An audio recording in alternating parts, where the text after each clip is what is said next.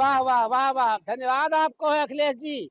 आप यदुवंशी बनते हैं, यादव बनते हैं, गौशाला चलाने का काम आपका है, गाय पालने का काम आपका है।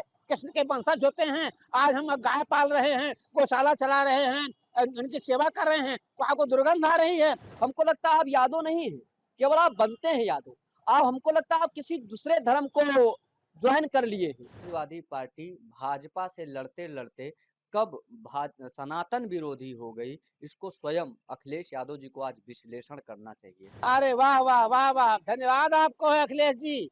आप यदुवंशी बनते हैं, यादव बनते हैं, गौशाला चलाने का काम आपका है, गाय पालने का काम आपका है। कृष्ण के वंशज होते हैं, आज हम गाय पाल रहे हैं, गौशाला चला रहे हैं, उनकी सेवा कर रहे हैं, तो आपको दुर्गंध आ रही है, आप इत्र फैला रहे हो।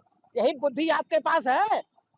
आप सपा के राष्ट्रीय अध्यक्ष बने हुए हो, गाय पालने वाले को, गौशाला पालने वाले को आप दुर्गंध फैला रहे हैं। आप जो है इत्र बेच रहे हो। कन्नौज, मुझे पता है कि इत्र में कितना घोटाला हुआ था, कितना आप लोगों ने किया था। आप सांसाई भाषा बोले हो, कभी राणा सांगा को उल्टा सीधा बोले हो, कभी औरंगजेब औरंगजेब की तरफदारी करे हो। अरे धन्य है अखिलेश जी, बुद्धि ठीक हो जाए। मैं तुमसे प्रार्थना करता हूँ, एक बार अयोध्या में आ जाओ, हनुमानगढ़ी में जाकर प्रणाम करो, राम जी को प्रणाम करो, अपने सैफई में हनुमान जी के मंदिर में जाकर प्रायश्चित करो, तुझे कोई माफ करने वाला नहीं है। जो व्यक्ति ये कहता हो कि गौशाला में दुर्गंध आ रही है, वह व्यक्ति यादव कैसे हो सकता है? तुम यादव कैसे हो सकते हो? तुम गोपालन कैसे कर सकते हो? है तेरे पास बुरी बात देने के लिए? सुधर जाओ, सुधर जाओ, अब सत्ता पाने वाले आप नहीं हो।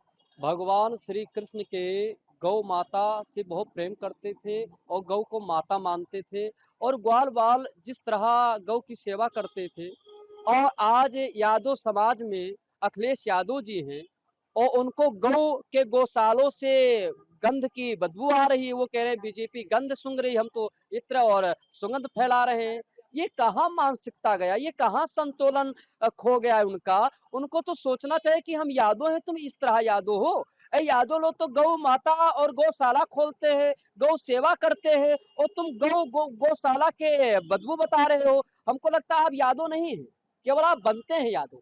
आप, हमको लगता है आप किसी दूसरे धर्म को ज्वाइन कर लिए हैं, इसीलिए आपको गौशाला के जो बदबू है उसको आप गंद मारा। आप यादव नहीं है। आज से आपको मैं यादव नहीं कहूंगा अखिलेश यादव जी। आज से आप, हमको लगता है कि इस्लामिक में शामिल हो चुके हैं आप, इसीलिए इस तरह बोल रहे हैं। एक सच्चा यादव कभी गौ का अपमान नहीं करेगा, गौशाला का अपमान नहीं करेगा। और आप समाजवादी पार्टी के राष्ट्रीय अध्यक्ष हैं, और इस तरह जो हमारे यादव लोग हैं, जो ग्वाल बाल हैं, जो साधु संत हैं और गौ की सेवा करते हैं, गौशाला खोलते हैं, उनके हृदय में बहुत बड़ा चोट पहुंचा है आपके इस बयान पर। आप आइए अयोध्या में राम मंदिर के सामने माफी मांगिए, और अपना लुकना लगड़िए, और यादव से माफी मांगिए। जितने भी हमारे हिंदुस्तान में यादव समाज रहते हैं, उनसे आप माफी मांगिए। यादव समाज के चरणों का धूल आप पान कीजिए, तब आपका ये अपराध समाप्त होगा। ये उत्तर प्रदेश का दुर्भाग्य रहा, उत्तर प्रदेश वासियों का दुर्भाग्य रहा कि हमने समाजवादी पार्टी के नेता के रूप में अखिलेश यादव जी को पूर्व में मुख्यमंत्री चुना था, और बड़ा उम्मीद था इनसे कि ये यादव समाज से आते हैं, यादव परिवार से आते हैं। और यादव समाज तो हमेशा से गौ सेवक रहा है। यादव समाज को तो गौ पालक कहा जाता है, गौ सेवक कहा जाता है, गौ रक्षक कहा जाता है। इस प्रकार की अपेक्षा नहीं थी कि जब सत्ता से बाहर होंगे तो इस प्रकार की बयानबाजी करेंगे। समाजवादी पार्टी भाजपा से लड़ते लड़ते कब सनातन विरोधी हो गई, इसको स्वयं अखिलेश यादव जी को आज विश्लेषण करना चाहिए। जिस प्रकार से वो साधु संतों के ऊपर अपमानजनक बयान दे रहे थे, प्रभु श्री राम पर अपमानित बयान दिया जा रहा था, अब उसी लाइन में एक कदम आगे बढ़ते हुए मैं मानता हूं कि ये सर्वाधिक यादव समाज को ही पीड़ा देने वाला बयान है कि गौशाला से दुर्गंध आता है। और भाजपा ने यदि गौरक्षा गौरक्षा के उद्देश्य से प्रदेश में गौशाला का निर्माण करवाया है, तो उस पर तीखी प्रतिक्रिया देते देते ये, भाजपा पर प्रतिक्रिया देते देते ये सनातन पर ही तीखी प्रतिक्रिया देने लगे।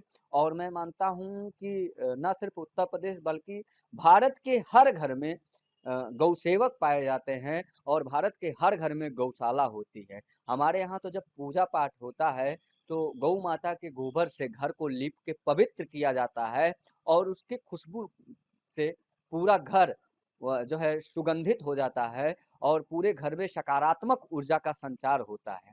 लेकिन दुर्भाग्य है कि ये तथाकथित नेता जिन्हें हम बड़े-बड़े पद पर बैठा देते हैं, वही नेता हमारी गौ माता पर, हमारे गौ सेवकों पर, गौशालाओं पर और उन राजनीतिक पार्टियों पर भी जो सनातन की कहीं न कहीं सेवा करने की इच्छा रखती हैं, उस पर तीखी प्रतिक्रिया देते हैं।